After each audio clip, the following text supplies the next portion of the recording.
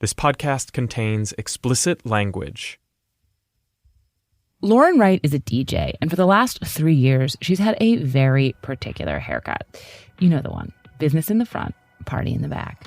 I am the proud owner and wearer of a mullet. So first, can you describe what your mullet looks like to me? Like, what nature of mullet is it? It's pretty short and tight on the sides, and I've got some solid length in the back. So it's kind of getting flowy. I think it's more the mullet that makes more people uncomfortable. So, it's a little less feminine. It's definitely curly and luscious, and I don't know. I'm pretty proud of it.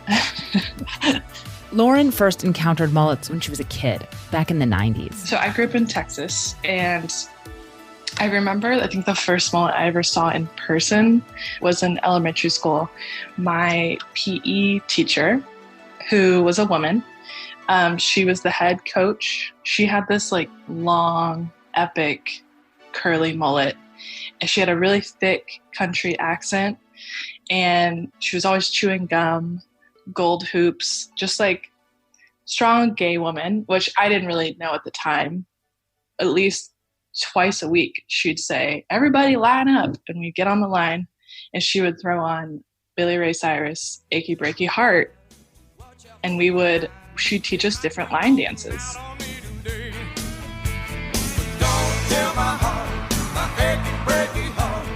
So it was kind of like this double mullet experience with, this strong woman with a mullet who everyone respects is having us line up and dance to this country star with another epic mullet.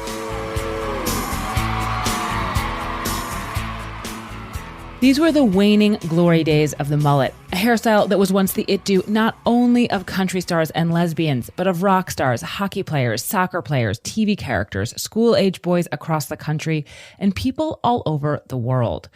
From such heights, the mullet could only fall. And it fell far. By the end of the 1990s, it had become dramatically uncool, loathed even, considered to be uniquely unattractive, trashy, and low class. You can see this in the 2001 comedy Joe Dirt, in which David Spade plays a sweet, beleaguered loser whose most distinctive quality is his incredible mullet.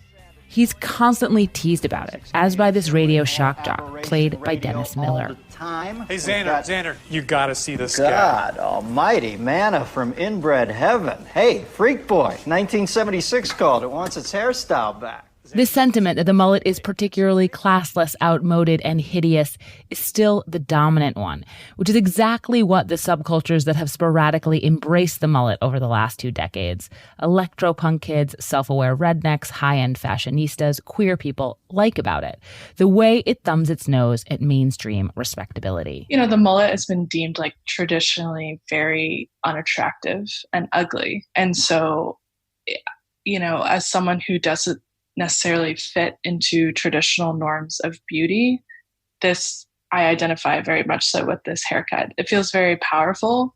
The mullet is this potent, versatile cultural signifier that conveys more now, almost 50 years into its existence, than it did when it was totally ubiquitous. And you know what? That's not even the craziest thing about it. Were you calling them mullets? Do you remember? No, I don't think that I was. I feel like I was too young to kind of remember the big 80s mullet style. What if I told you that the word mullet didn't exist until 1994? It would be surprising for sure, because I would think maybe in the 70s, leading into the 80s, but are you just saying that we didn't have a word for it? It just was existing out here with no label?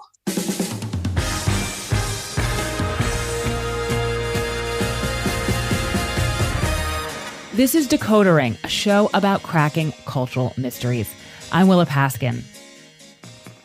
You may think the mullet is just an unfortunate haircut, but let me tell you, it is so much more than that.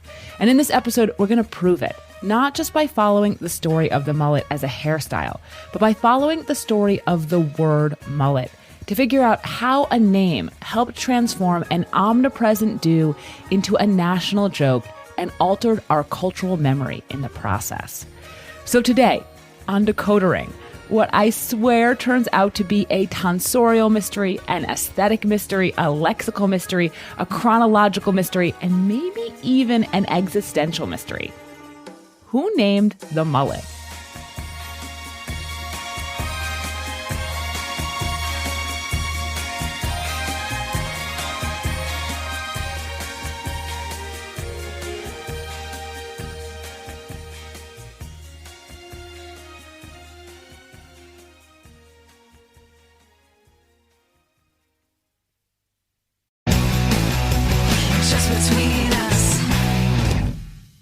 If you're looking for a new podcast, might I recommend our podcast? Hi, I'm Gabe Dunn. And I'm Allison Raskin. We have a weekly show called Just Between Us, where we explore every kind of topic out there. From mental health to sexuality to animal behavior to science. We love to interview fascinating people about their various expertise. We also answer listener questions and play a very silly game called Hypotheticals. You're not going to want to miss it. It's unhinged. And if you don't want to trust our word for it because it's our show, you should know that the iHeart Podcast Awards nominated us for Best Ensemble for 2023. That means that we are good at our jobs. Or we have good chemistry. Ooh. So check out Just Between Us every Wednesday. I want to start at the beginning, not of the mullet, but of my interest in the mullet, which was sparked by an email from a listener with the subject line, The Mystery of the Mullet. My name is Oscar Sigvardsson. I'm a software developer and I live in Stockholm. Oscar is really interested in language and linguistics. So I subscribe to all these like weird linguistics and lexicography blogs and things like that.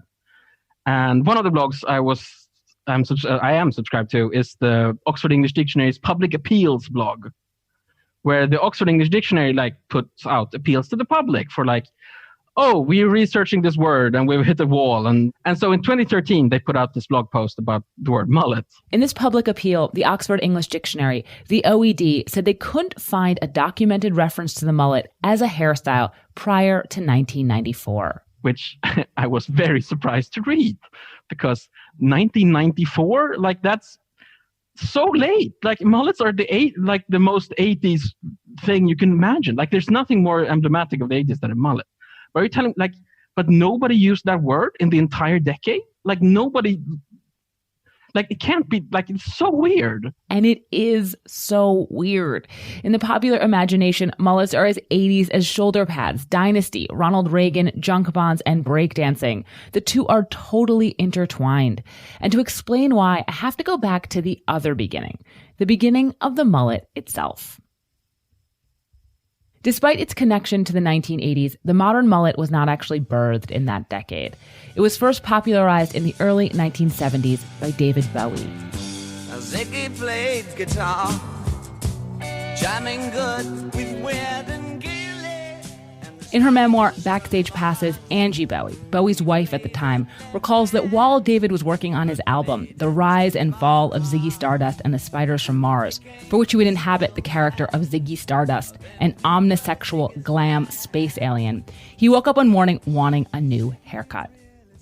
It was Christmas week, and the hairstylist who regularly did Bowie's mom's hair paid a house call. This stylist, Susie Ronson, née Fussy, told the story of what happened next as a storyteller at the Moth. David and Angie were sitting by a large bay window, and they were discussing the merits of cutting his hair short. He had this long, blonde, wavy hair at the time.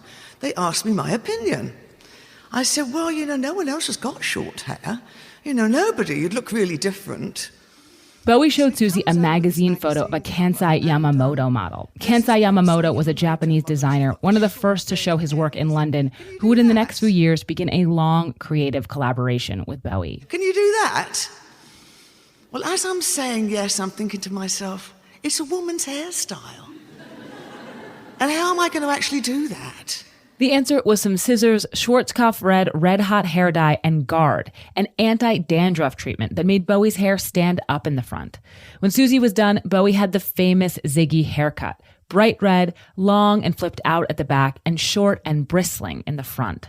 It was the perfect haircut for the extraterrestrial Ziggy, who was not exactly male or female, because the mullet was genderless too. It's easy to lose sight of this now that the mullet has become so associated with a performative, aggressive machismo. But it's a haircut that's long and short, male and female, both and neither at the same time. The fact that it's not entirely straight, also in the sense of not being square, is what makes it cool. But as the mullet became more and more popular, its essential androgyny faded into the background. And that's because the people carrying water for the mullet in the 70s and early 80s weren't just mullet-having performers like Joan Jett, Paul McCartney, Bono, and Prince. They were hockey players. To illustrate how the mullet crossed over from rock stars to athletes and regular people, getting bigger all the while, I want to highlight two figures in particular. The first is the hockey player Ron Duguay. Ron Duguay awarded a penalty shot, and here he comes. Duguay, a handsome Canadian who was married to a model, played in the NHL from 1979 to 1989 and is widely credited with having one of the earliest mullets in the league. You can see it in a 1979 commercial he appeared in with three of his teammates for Vidal Sassoon jeans. In this ad, the four players strut around the ice in jerseys and dungarees. Of the four, Duguay is the only one to have a mullet, but it's relatively understated. His sandy, curly hair is definitely longer in the back, but not wildly so. It looks windswept and kind of sophisticated. It's a casually cool haircut. I mean, even Vidal Sassoon thought so. No wonder kids across the country wanted one.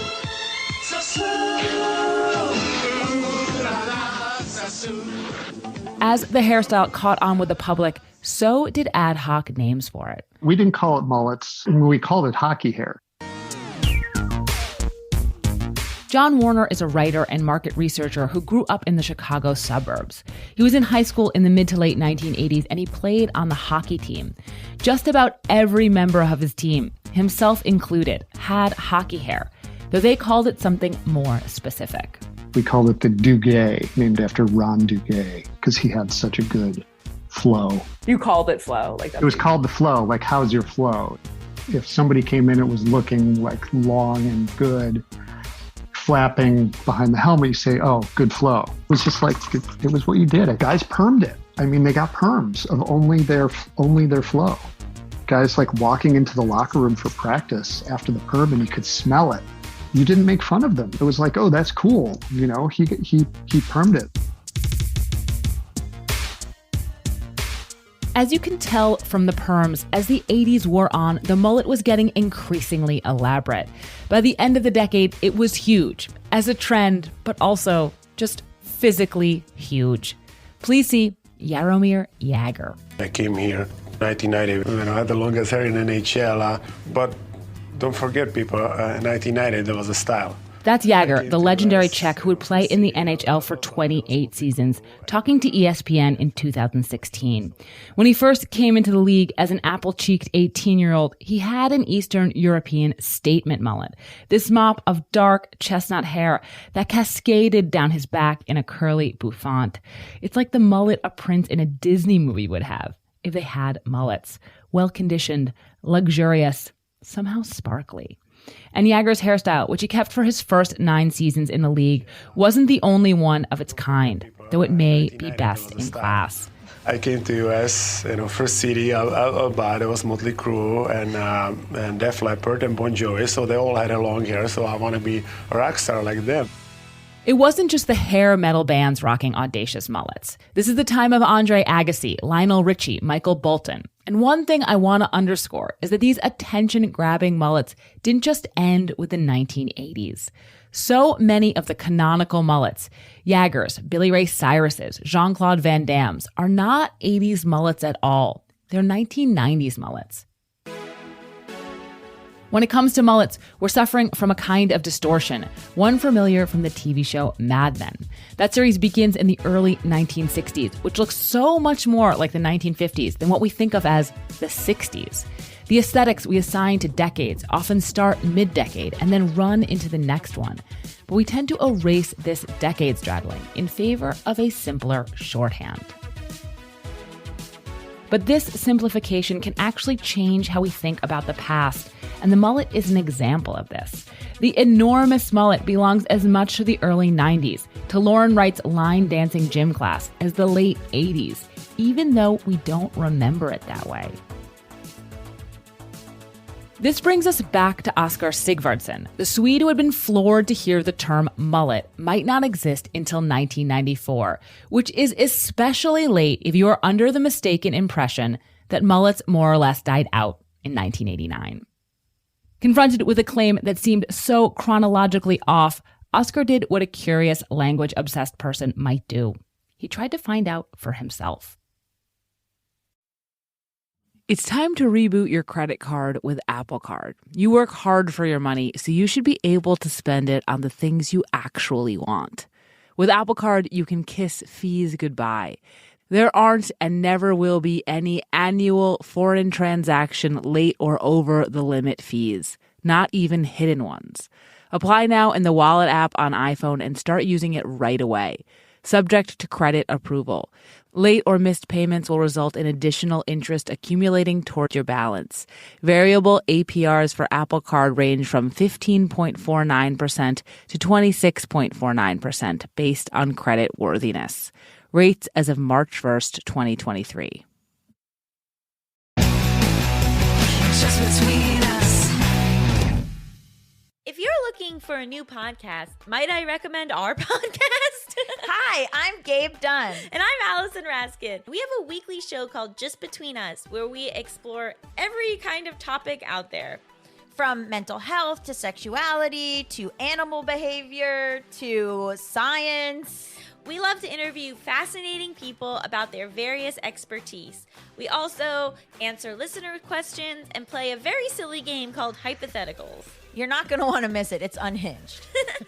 And if you don't want to trust our word for it because it's our show, you should know that the iHeart Podcast Awards nominated us for Best Ensemble for 2023. That means that we are good at our jobs. Or we have good chemistry. Ooh. So check out Just Between Us every Wednesday. Okay, so from here on out, we're going to dig into the lexical weeds, but I promise the payoff is worth it. So the Oxford English Dictionary had asked the public for help in finding any reference to the mullet as a hairstyle from before 1994, and Oscar set out to find one. Once or twice in the past, I've been able to, find something earlier than the Oxford English Dictionary says it was printed or something. So I started doing that, right? I started just putting in mullet in Google Books and just saying, okay, between 1980 and 1989, find me all usages of the word. And, it's just fish, right? It's all fish. The mullet, a family of fish, is eaten all over the world. And it was I did it for hours trying to find it. And, once in a while you can find reference to the insult, like mullet head. Paul Newman is called mullet head in Cool Hand Luke. He doesn't have a mullet. He's being called an idiot. There's a clip from Cheers where Sam calls Diana mullet head.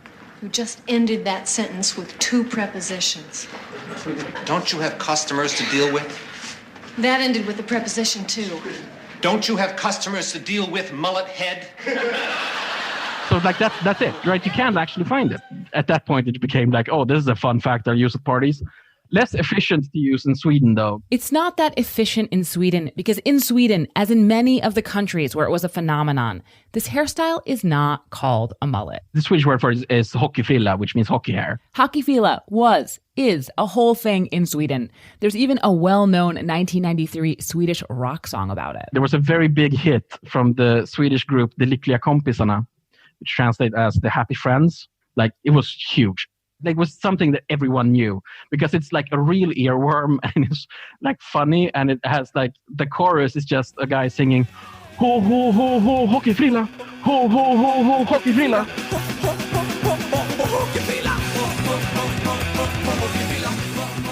Anyway, even though it wasn't always a smash with other Swedes, Oscar often shared this mullet factoid. And then in 2015, for no particular reason, he decided to share it on Reddit. Oscar posted his information about mullet to the Today I Learned subreddit, a kind of gathering place for fun tidbits. So I've never had anything on Reddit blow up, but that thing blew up. It was on the front page of Reddit for almost an entire day. Like, it was the most fun 24 hours I've ever had on the internet. Just because like everyone like, whoa, and then trying to solve this problem with you. Like yeah, exactly. That was my favorite part, right? Because the comments, many comments were like, this is total horseshit. Like I was in the 80s. You used mullet all the time.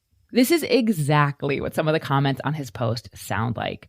Bullshit. I grew up in Queens, New York City, and used the term mullet since way before 1994, one reads. Another goes, I call bullshit. When Achy Breaky Heart came out in 1992, I and everyone I knew in North Dakota was referring to his haircut as a mullet. There was lots of those. But anyway, lots of people started like doing the research, and it was so much fun. Even with all these people digging around, though, no one could turn up an earlier reference. But then Oscar's post got cross-posted to an Australian subreddit, where it was framed as like, get a load of this nonsense. And one of the people reading that post, he found something. A user named Topsmate, like, posted a comment, yeah, that today I learned is full of shit and a perfect example of groupthink. It took me under an hour of browsing through my Street Machine collection to find this reference to a mullet as a hairstyle from 1991. And and he posted this image of a magazine that he found in his garage. The image that Topsmate posted is of 2 pages from an Australian hot rod magazine called Street Machine. They're from a piece about a teenager named Craig Parker, who built his own muscle car. The story includes a picture of him sitting on the ground, his back against the grille of a red sports car, in which he has an unmistakable mullet.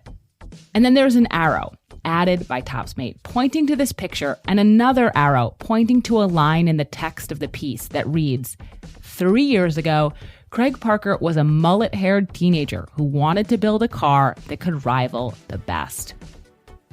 It seemed to be a piece calling a mullet in 1991. I remember reading that and like my jaw dropped.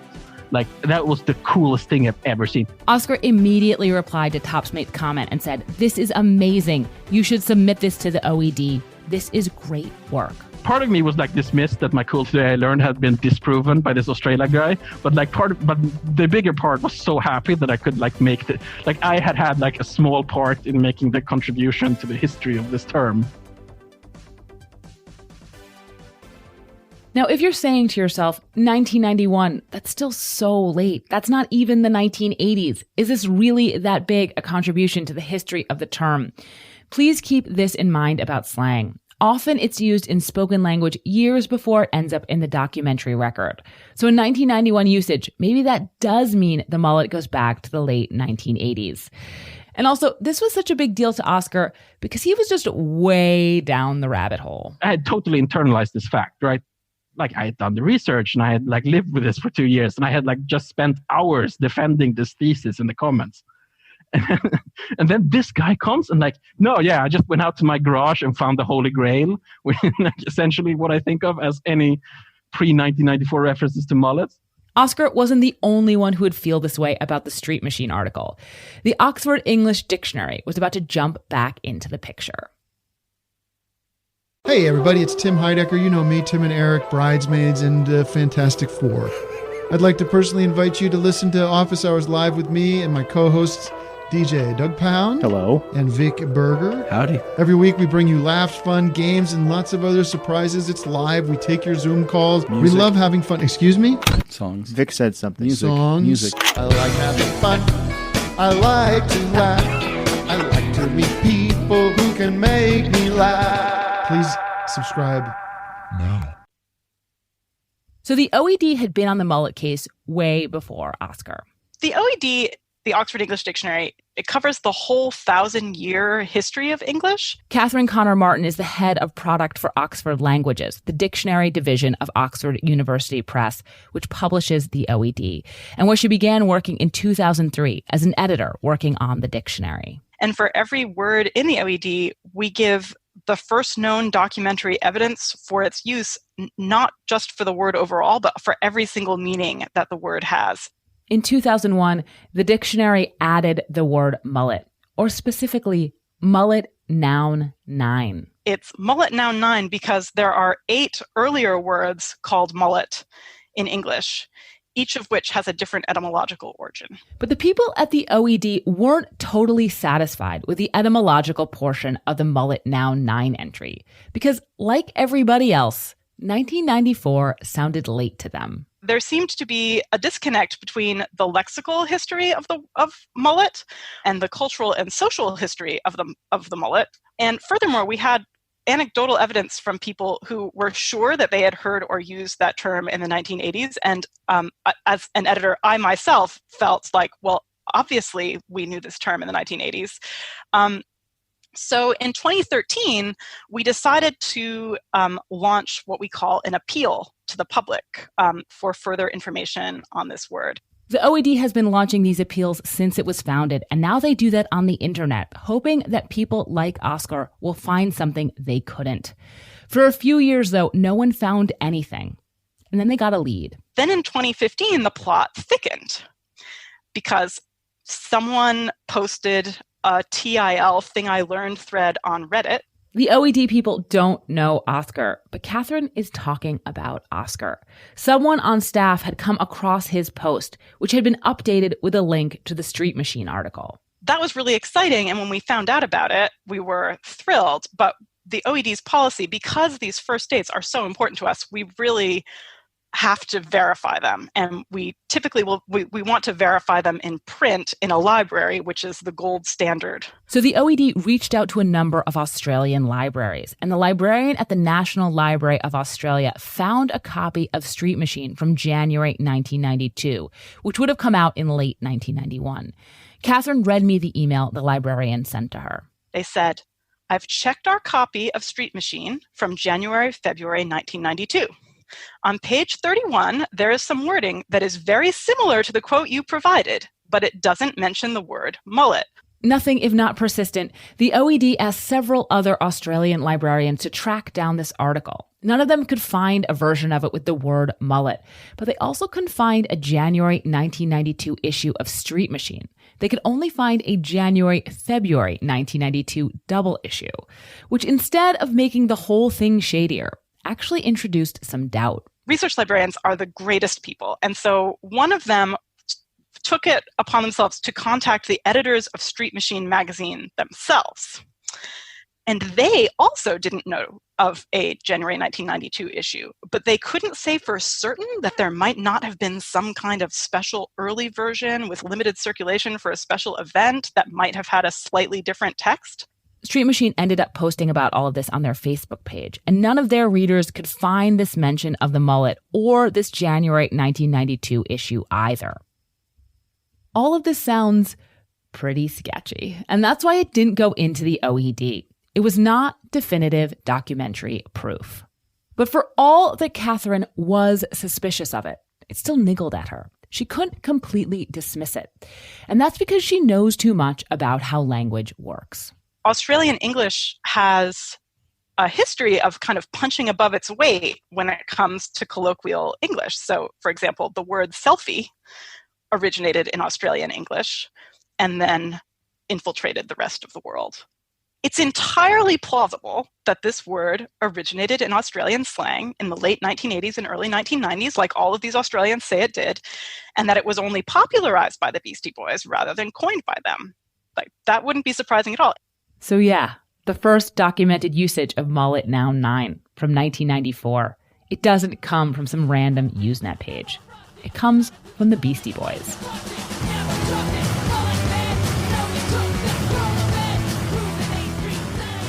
The Beastie Boys, the rap rock outfit consisting of Adam Adrock Horovitz, Mike D. Diamond, and Adam MCA Yauk, who died in 2012, released the song Mullet Head in June 1994. The lyrics, which reference late-stage mullet sporters Jean-Claude Van Damme, Billy Ray Cyrus, Kenny G, and Joey Buttafuoco, get at the idea, still with us, of the mullet haver as a particular kind of macho sleazebag. They skewer and condescend to a stereotype of lower-class bridge and tunnel guys, douches with stonewashed jeans and mullets driving into New York City to start fights and hook up with underage girls. The song also includes the lines, "You want to know what's a mullet? Well, I got a little story to tell about a hairstyle that's a way of life. Have you ever seen a mullet wife?" These words are in the OED.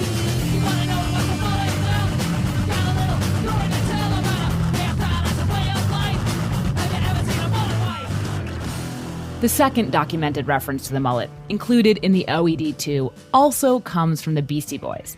It arrived in 1995 in their storied, short-lived magazine Grand Royal, which was a big enough deal at the time to be featured on MTV News with Kurt Loder. The trio has now come out with its own magazine, and it turns out to be one of the funniest reads around. Grand Royal is, as its proprietors acknowledge, a celebration of inside humor, basketball trivia, slang, blatant opinions, and half-baked notions. The second issue delivered on the slang. It contains a collection of articles gathered under the headline, Mulling Over the Mullet.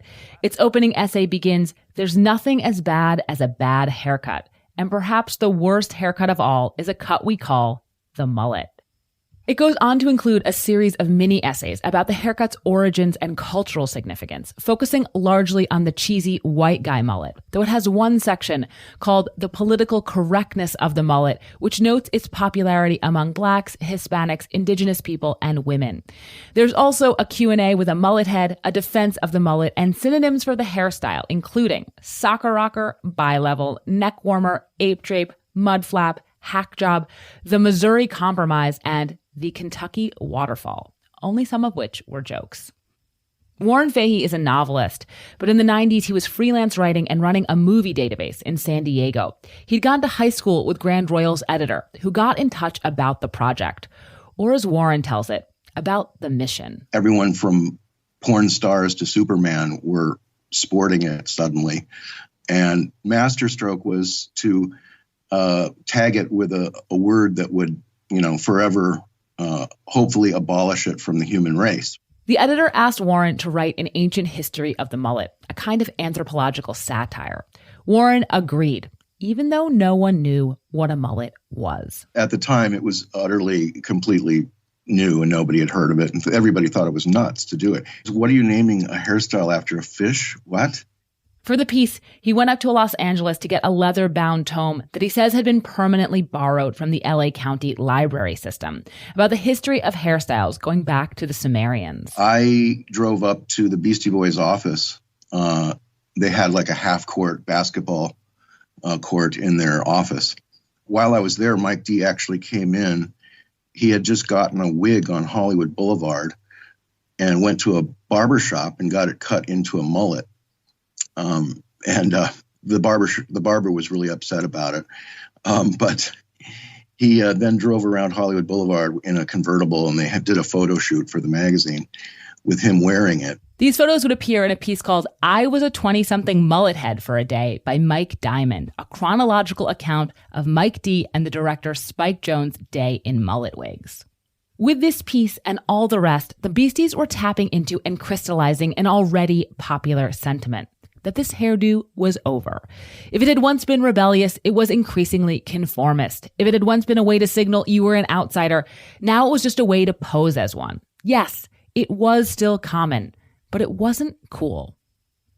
Tangentially, I think this may help explain one of the odder coincidences of all this, which is that in a period of 2 years, there were as many songs about this one hairstyle. Please recall that Swedish hockey hair song from 1993.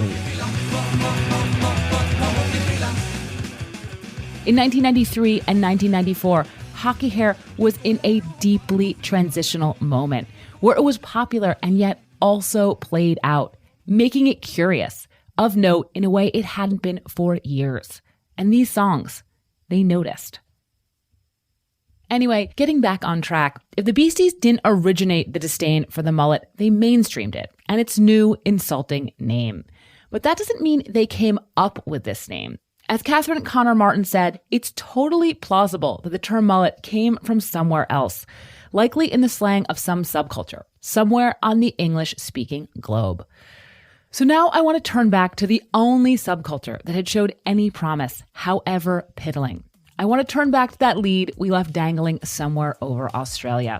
I want to turn back to the elusive 1991 Street Machine.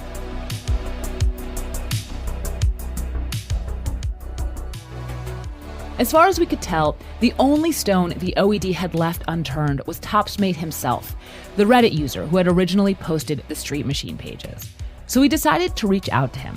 We didn't expect him to respond, but we figured it was worth a try. While we were waiting for him to get back to us, Benjamin Frisch, the producer of Decodering, started digging around. First, he tried to find other places online Topsmate hung out, but his only lead were the images that Topsmate had posted on Reddit.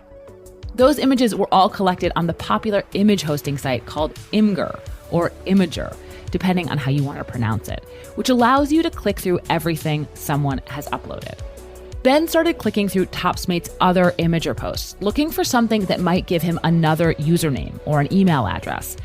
And then he noticed that one post had been uploaded 3 years after the original Reddit post. According to Imager, it has only been viewed about 300 times, and as far as we can tell, it has never been linked anywhere. Not on Reddit, not on Twitter.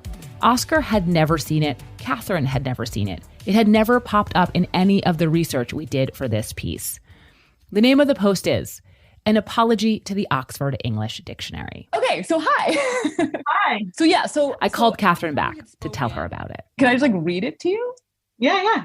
Okay, so it's from April 22nd, 2018, and it's called An Apology to the Oxford English Dictionary.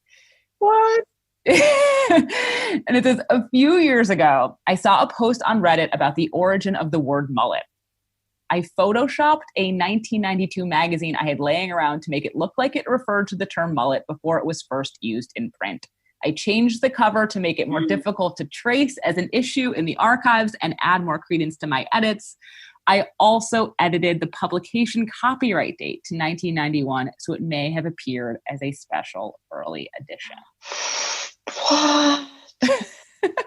It says, why would I do this? I was a founding member of an online community called Annoy Club, which looks for arguments on the internet and then creates fake proofs as evidence that the person who is correct in the thread is actually wrong.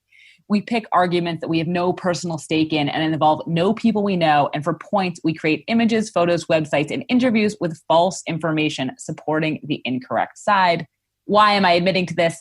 I recently came across an entry in the OED's own blog, and there was a lot of work by OED staff behind the scenes trying to hunt down the special issue of the magazine I photoshopped. Also dragged into it were Stream Machine magazine staff and staff in multiple libraries in Australia. I think they should know I'm sorry for what I have done. I respect the OED, and I should not have published the edits that I did. Well, I have very mixed emotions to hearing this. I mean, first of all, there's validation that this always felt sort of hinky, and the likelihood of it being real seemed vanishingly small. And I have to respect the game here, because those things that he mentions, like changing the copyright so it would be hard, those were exactly the right things to do to keep that tiny shred of possibility alive that this was real. And it worked. But then also it's kind of sad when a mystery ends. Catherine also pointed out another thing, that the whole thing is pretty dark. There's an additional paragraph in the apology in which Topsmate says he's become disillusioned with Annoy Club because it's, quote, full of people whose only purpose in life is trolling vaccination supporters and U.S. political discussions. He goes on to say he almost died in the 80s from an infection for which there is now a vaccine, and he thinks that the political work is just empowering those who would prefer a confused populace. I want no part of the community anymore. Between 2015, when he posted the photoshopped image, and 2018, when he apologized, Topsmate, like so many people, seems to have been confronted with what it means to live in a post-truth world, one he was actively contributing to, only to find out he didn't like it that much. Still, he only saw fit to apologize in a hard-to-find image gallery that the people he was apologizing to might never have found. Is it really an apology if you don't deliver it? Still, Catherine's happy to have the whole thing resolved. So we posted this appeal. We wondered about this question. Does the word mullet go back as far as our brains think it does, or only as far as the documented evidence shows? And I guess from our perspective, that's still not answered, but we're always open for new data. At this point, I'm just like, you are open to new data, but I just feel like you guys got it. We never say never in this business. There are always new things that come up. But yes, I don't think this is active anymore. I want to gently suggest that there was something going on to keep it active for so long, something besides lexicographical plausibility. Call it a bit of mullet confirmation bias. Because it feels so much like the term ought to have existed before 1994, the OED put out this appeal. And then when evidence of it existing before 1994 popped up, it was taken seriously, really seriously. And then ultimately, perhaps more seriously than it deserved. Like multiple librarians more seriously than it deserved. And so many people in this tale behaved this way. Reddit readers, librarians, Street Machine editors and readers. Definitely me. We all kept digging because we couldn't quite believe that what we thought we knew was true wasn't true. One thing I noticed is that many of the people most devoted to the idea that the term mullet existed in the 1980s, Catherine, Oscar, Reddit commenters, me again, weren't even fully sentient in the 1980s. It wasn't personal experience or individual memory that was driving our certainty. It was just a cliched sense of the era, which was all we had to go on. In this regard, the mullet is a fun, low-stakes iteration of something that is often not fun or low-stakes at all. People's warped but strongly held perceptions of the imagined past and the lengths they will go to hold on to them. So we've almost fully excavated the mullet, but there's a little more to this mystery. If the term mullet wasn't coined in Australian car culture, who actually coined it? Did the Beastie Boys pluck it out of thin air, or did they get it from somewhere else? Honestly, seems like they plucked it. It was definitely coined by Mike D of the Beastie Boys. Warren Fahey, the writer who contributed to the Grand Royal Mullet package again. Who had noticed that this hairstyle was impinging on civilization to a monstrous degree at that point in time. And he came up with the word mullet and said, this is what we're going to do. We're going to devote an issue to making that word stick. So it was all quite intentional and completely planned by super genius Mike D. Now, obviously, I would have liked to ask Mike D about this. Still would if anyone has an in. Please consider this my public appeal. But he declined to speak with us. But Warren is adamant Mike D coined the term, and the Grand Royal piece itself suggests everyone working on it at the time thought so too. The article says, we're not sure where the term mullet came from, but as usual, Mike D was the first to use it around here. If that implies he might have gotten it from somewhere else, the possibilities listed for where he might have gotten it, maybe he was thinking of a muskrat, for example, don't suggest he was borrowing slang from a buddy. Still, Mike was the Beastie most involved with the magazine. Maybe the staff just hadn't talked mullets with the other members. When I ran the theory that Mike D had coined the term by the Beastie Boys publicist, a man named Steve Martin, who has known them forever and did the real-life interview with a mullet head for the Grand Royal Mullet package, he'd never heard that it came specifically from Mike D. Steve said he first heard the term from Adam Yauch, likely in the early planning stages for this piece. He asked him if it had anything to do with a fish, and Adam said, no. Whatever Beastie came up with it, the timeline supports the theory that one of them birthed it outright. I explained this all to Catherine. This is just fully like too much detail, but one of the things that is also interesting is that song, Mullet Head.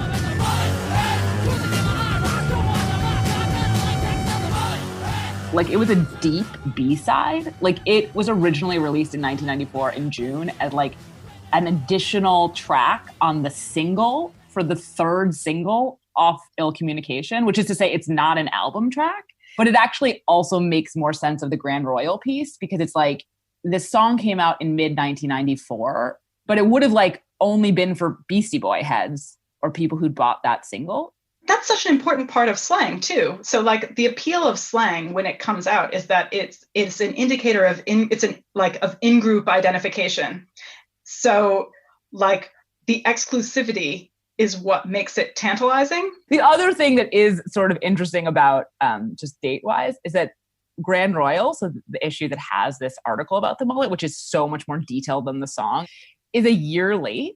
So it came out in 1995, but it's like famously a year late. Oh, like the publication process was way longer than it was supposed to be. Yes. And so that actually means it probably had been originally conceived in time to come out with the album, which came out in mid-1994. But then, oh my God, you're tying this up to make it so seeming like very straightforward. Well done. You solved the mullet mystery. Well, you had already solved it. That's the joke. It was already solved. Yes, it wasn't a mystery at all. We just thought it was. It was a made-up mystery. It wasn't a mystery ever. Please bear with me while I suggest there is a real mystery left. That's answer also has to do with the Beastie Boys. And it's, why do we think the mullet is so hideous? Because we do. I want to go back to something that Lauren Wright, the woman with the mullet who I spoke with at the top of the show, said. You know, the mullet has been deemed like traditionally very unattractive and ugly. But for decades, as we have seen, the mullet was not thought to be unattractive and ugly at all. What happened? I think part of the answer is the term itself. When the Beasties were clowning on it, the mullet was reaching the end of its natural life cycle. So everywhere, so mass, that hip urbanites like the Beasties were sneering at it. But that's not unique. This fate awaits most trends. Most styles seem unstylish as they're falling out of style. But that's not when most of them get their names. We don't call bell-bottoms pizza pants. But this is exactly what happened to the mullet. Is it crazy to think that matters? If the Beastie Boys hadn't named the mullet, doesn't it seem entirely possible that we wouldn't remember it so clearly? Some random hairdo with no agreed upon name.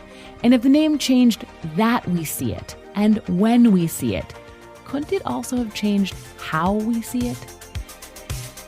Maybe one of the ways this term retrofitted the past is to make us primarily associate this hairstyle with the objects of the Beasties' ire, cheesy white guys still rocking it in 1994, and not think of it as what it had been for years, a surprisingly pan-gender, pan-racial, global haircut that had a really good run, but whose time was just up. The mullet, the term, blotted out the mullet, the hairstyle, which despite everything meant and continues to mean many different things to different groups of people. What I'm saying is, maybe the solution to this last mystery, why is the mullet so ugly, is that it isn't really at all. For the people that really get it and appreciate it, it's a powerful thing to have.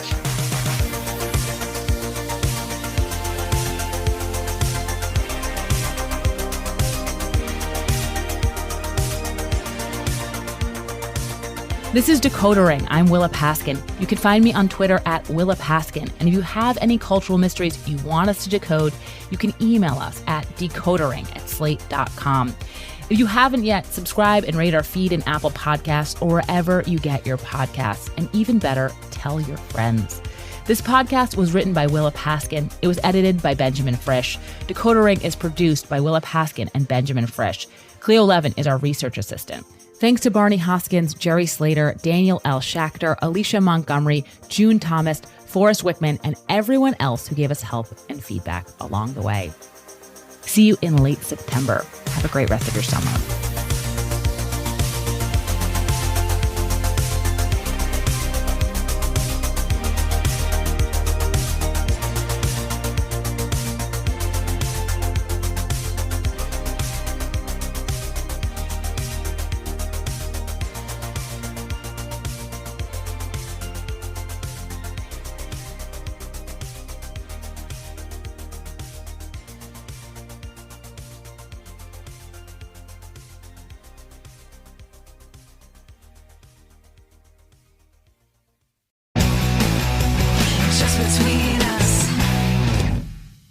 If you're looking for a new podcast, might I recommend our podcast? Hi, I'm Gabe Dunn. And I'm Allison Raskin. We have a weekly show called Just Between Us, where we explore every kind of topic out there.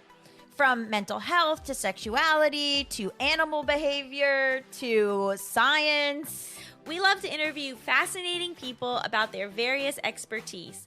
We also answer listener questions and play a very silly game called Hypotheticals. You're not going to want to miss it. It's unhinged. And if you don't want to trust our word for it because it's our show, you should know that the iHeart Podcast Awards nominated us for Best Ensemble for 2023. That means that we are good at our jobs. Or we have good chemistry. Ooh. So check out Just Between Us every Wednesday.